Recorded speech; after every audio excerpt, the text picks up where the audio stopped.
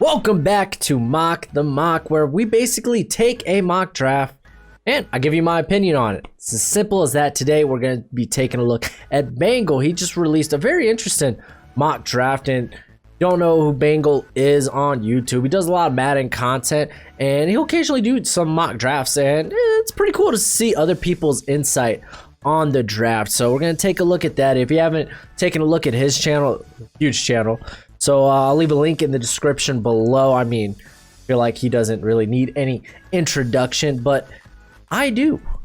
What's crack-a-lackin'? It's your boy Broshmo. Just in case you did not know, so go ahead, become a bro and subscribe. It costs you nothing. You do it for free. Well, I promise you. Once you hit that little red subscribe button, you ain't going nowhere. And we ain't signing no pre-nub because you ain't getting half the channel. I'm sorry. Not how it works. Also, leave a like. It really helps the channel. And feel free to leave a comment as well. It really helps the video. So help a brother out, and I'll also be talking about other things later on in this video, such as the Never Too Early draft group on Flick Chat Sports and FTN. So stick around for that. But let's go ahead. Let's dive into this. We're gonna take a look at his first 8 picks. Right, because it was interesting. He did trades in this, and I think I'm gonna do a trade, mock draft with trades pretty soon here myself. Because I mean, it's a fun idea, man. It's a fun idea. But I mean, again, I don't really dispute the first 3 picks. I think that's kind of the consensus right now. Trevor Lawrence going to the Jets, then the Jags getting Fields, and then the Bengals getting some protection for Joe Burrow and Sewell. So it makes sense. Now, in this, he has the Washington football team trading up, basically trading with the Chargers to trade up to get Zach Wilson, get their quarterback of the future. And you know what? It makes sense to me. Get the heir apparent to Alex Smith. You know, he's right now, Alex Smith, just game manager. So grabbing Zach Wilson, it's kind of clutch. A lot of people would be like, well, he just lost to Coastal Carolina. He still looked really good in the game, especially in that second half. Putting them in good position to win. He had a lot of, he had some really good touch on some of his balls. Passes. Let's go with passes. That's a better word. touch ball. Touch. He had some good touch passes. There we go.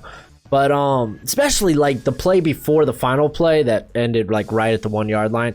Just, I think it was like a 4-second play where it was like a 13 to 15 yard just out route, and he just put it on the money. It was beautiful. It was a thing of beauty. So I don't dispute that. The Cowboys, I'm telling you, this is the toughest pick to project in any mock. And a lot of people, I feel like a cop out, like the cornerback is currently a cop out of that 5th overall pick, because I don't think there's really a corner worth a top 10 pick right now as it stands. I really like Patrick Surtain, but I feel like we're really going to need to see a good combine from him, because there are questions about his speed and his athleticism. So I think we're going to need to see a good combine from him. And you could dispute Caleb Farley maybe up here, because he does have all the athletic traits and those elite tools you want to see from corners. But again, those guys don't really get bumped up until the combine with their measurables and their actual performance of the combine. We didn't see that like CJ Henderson. He wasn't a top 10 pick until the combine happened. So I'm just putting that out there. I mean, you could go edge here. I mean, because they do have to make some decisions when it comes to their defense, because they are in a pretty tough situation with their cap. So it's a tough pick to project, but Patrick Surtain, I'm cool with that. I mean, I think realistically, best situation or best scenario for the Cowboys is to trade down from here. Jamar Chase to the Eagles. Hey, I mean, I have no problem grabbing more weapons. You know, I have no problem grabbing Carson Wentz or Jalen Hurts. More weapons. I got nothing against that. And then he has the Patriots trading up with the Panthers, which I don't know, man. To grab a quarterback, you gotta think the Panthers. They have to not be sold after the top 3 quarterbacks are off the board to trade down, trade this pick to let another team come up to get a quarterback. They have to not be sold on Lance or Trask here. So I don't know, but the Patriots trade up. I think actually Lance is a really good fit for the Patriots. Will he make it to the Patriots? I mean, I guess that's why they trade up. Then Gregory Rousseau to the Falcons. A lot of people would be like, oh, they need a secondary help. Well, they can't rush the passer on the edge either. Dante Fowler, guess what? He's not a great pass rusher. He's not good at getting pressure. He's a good sack guy, but he's not good at getting pressure consistently. My theme here is I have Kwity Paye higher than Rousseau. It's really, I get it. The freaky frame of Rousseau and the physical upside is very tantalizing. But for me, Paye, he came out and he did what I really wanted to see from Rousseau this season. I wanted to see Rousseau develop some more pass rushing tools. Paye actually came out and did that. And by the way, his athleticism for a 270-pounder is ridiculous. So you know what? If Rousseau, if that's who you have number one on your board at the edge position, I get it. I understand. So I don't dispute it. So let's go ahead. Let's take a gander at the next 16 picks. So just go one more maybe. All right, right here. No, let's go a little bit further. There we go. All right, so as the Dolphins take it, Micah Parsons. Yeah, they could use linebacker help. He's a really, really good pick. He's a top 10 pick in my mind at the linebacker position. He's a phenomenal pass rusher as well. The dude, and he just eats blockers like no other. So I get it. I still kind of fancy Jalen Waddle here just because of the Tua connection. I just really love Waddle as a prospect. And Bengal actually does too. He's one of his favorite players in the draft. Then Samuel Cosmi to the Chargers. I think this is pretty good if they could trade back and then they still go out and get probably the guy that they want, a good offensive lineman in Cosmi, one of the most athletic offensive linemen in this draft, one of the most battle tested in terms of true pass sets thanks to that Texas offense is Samuel Cosmi. So he really fits their kind of zone blocking scheme there. So makes sense. That's a really good pick, especially if they could trade down for him. Caleb Farley to the Broncos. I think they would love his athleticism. And I mean, the guy's a press corner through and through. And even better, a lot of people see him as a press man, but keep in mind at Virginia Tech, he primarily played in a zone heavy offense. So it really fits the Broncos defensive scheme there. And then Devontae Smith, I freaking mocked this in my own draft. So I'm just saying it's a good pick. This Lions pick is a bit tough because now we know they're kind of in this we don't know if they're in a rebuild, but I mean, they're replacing the GM and the coaching staff. They got Matthew Stafford, the cap, like all the contracts they have. It's not pretty, but it's still manageable, but it's definitely going to be, it's gonna take some maneuver and finagling. So I like the Smith picks. They have all their receivers basically are going to be free agents after the season. I'm surprised that he doesn't have the Bears taking Trask here because they need quarterback help. So maybe, I mean, I guess you could say the Bears maybe try to trade up for a Mac Jones. I don't know, but I don't disagree with the pick. I think Darius Saw's actually really fits this offensive line well. They do need tackle help. But I mean, do you want to go into another season with Foles and Trubisky? You know? And then he has San Fran, I believe, trading up as well. No, I think this is actually their actual pick. Getting Trask. So they're going ahead and replacing Jimmy G. I think Jimmy G really wasn't given a fair shot this season. He's been banged up. He's been hurt.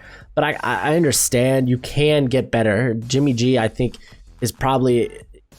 he's a functional quarterback, if you want to say. He's not elite, but he can I don't know. He can operate your offense. So, I mean, getting a quarterback who has prototypical size, prototypical arm, man. They love that big, strong cannon Trask has. I think he's having a banger of a year. He's doing everything he's supposed to. So, okay, I guess. But I feel like they don't really have to go quarterback in the first round. And then Kwity Paye going to the Cardinals. And for me, you might be like, well, they got Chandler Jones. I mean, Reddick's been really good as a pass rusher as well. Yeah, but there's nothing wrong with getting great value. I mean, honestly, that's what the draft is. You're not necessarily you should be filling your holes in free agency, when it comes to the draft, you grab the best players on your board. You grab the most valuable players, and a pay would fit that. So I'm totally cool with that. And then with his size, he can dabble on the interior as well. And then Kyle Pitts to the Panthers. People think I just make this up. I mean, oh, the Panthers, they don't even use a tight end in their scheme. Okay, think back to Joe Brady. Made pretty good use of Thaddeus Moss back in LSU. You think maybe they just don't have the talent at tight end right now with Ian Thomas? Potentially, possibly. And Kyle Pitts, it's not like he's just a tight end. The guy, he is lined up wide. He's lined up in the slot. He's a very versatile weapon. He's a big-bodied target that they don't have right now. So I like Pitts, dude. I think that's a quality pick. But before we go any further, if you haven't checked out FTFN, dude, what it is, fan to fan network. I could throw the promo up here, but you know what? Screw it. I'll throw the promo up here. I'll do a little extra. I'll make a little extra work for myself.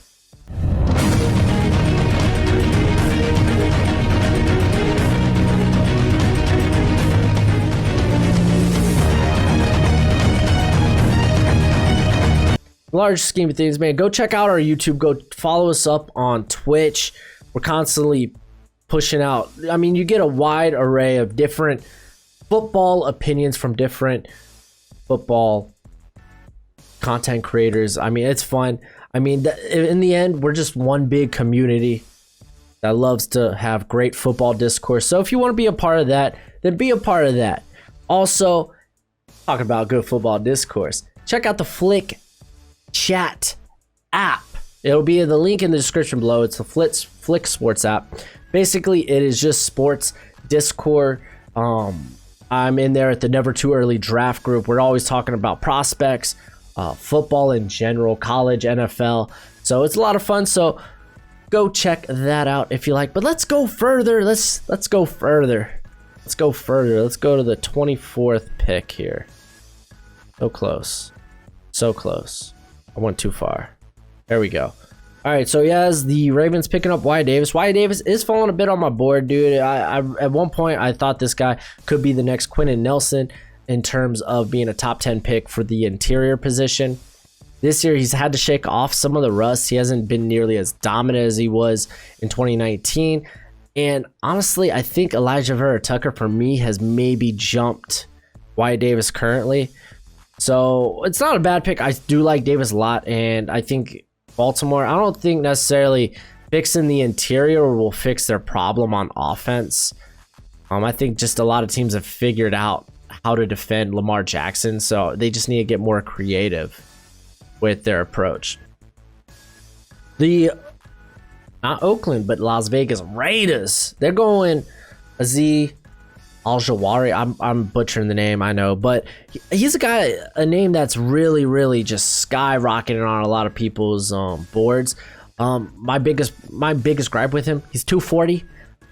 So but I mean, hey, if people are projecting you as a first rounder, then you go. I'm thinking more, if you could put on some maybe 10 pounds, then he could go in the 2022 draft. But man, if he can do that this offseason, then all to it, man. His performance has been phenomenal. I mean, especially on a Georgia defense that teaches contain the run first, and he's getting tons of pressure. And the Raiders, they need help at pass rush. Max Crosby's fine, but they need more help at pass rush. And then Jalen Waddle to the Giants. For me, it's a bit weird because I feel like yes, I think he would be a much better receiver than what they have right now. Darius Slayton's fine. But I feel like he's a similar type of player as to what they have in Sterling Shepard and Golden Tate. But again, I love the value here. Waddle, to me, he is a top 15, maybe even in that top 10 discussion. So hey, get your quarterback, get Danny Dimes more weapons. I'm cool with that. Rashawn Slater going to the Vikings, and Bengal was describing this as a guy that could really play any position on your line. So he provides that nice versatility. For me, Rashawn Slater, I had a late first round grade on him. That was before he decided to opt out. And I was like, I think that really hurt him. And now he's no more than a day 2 pick at this point. You know, and I think I had him at 20 or 21 in my first top 100 prospect board. And I find it very funny that here he's not played at all this season, but suddenly now people are throwing him up there in their mock draft. Like, what has changed from the preseason? What has changed to put him high on your board? Like, I had great reason why he was high on my board. He was great for 2 years at right tackle. Played left tackle last season and was phenomenal. One of the best tackles in all of the nation. He had a solid outing against a very tough Chase Young. Very tough to guard Chase Young. And I was like, yeah, I think he's like probably the 4th or 5th best tackle in this class. And I mean, a lot of people are like, oh man, he's got short arms. Oh, arm length's a problem. He's probably only a guard. But now suddenly they're like, they love his versatility potentially on the line. Like, that's my only thing. What has changed? Why is your opinion changed? How has it changed? He hasn't played a snap this season. What has changed? Answer that in the comment section below for me, because it boggles my mind. Joseph Asai here for Tampa, I think makes sense. Try to find guys that can make immediate impacts. Because you're working with now Tom Brady on the last year of his contract. So you want players in the draft that can make immediate impacts. So I see that. That's solid. Especially you got Barrett on the franchise tag as well. Then Terrence Marshall Jr. going to the Dolphins here. I think it's a bit high, maybe especially over a guy like Rashad Bateman. I mean, I see Marshall's going to have a very Justin Jefferson combine, I think. And even then, Justin Jefferson was picked at, or probably I think around here, like 20 or 22 or 23. So, I mean, are you anticipating that? I mean, the thing with Justin Jefferson, why I wasn't that high on him last year, was because he lacked just snaps on the outside. He didn't really face press coverage. And obviously, it didn't really matter based on his performance this year. See, Marshall has had that. You know, he has played significant time on the outside. He's a solid red zone threat. Granted, a lot of those red zone targets, he was basically wide open. But I don't know, for him to jump Rashad Bateman at this point, I think, I don't know. But hey, I mean,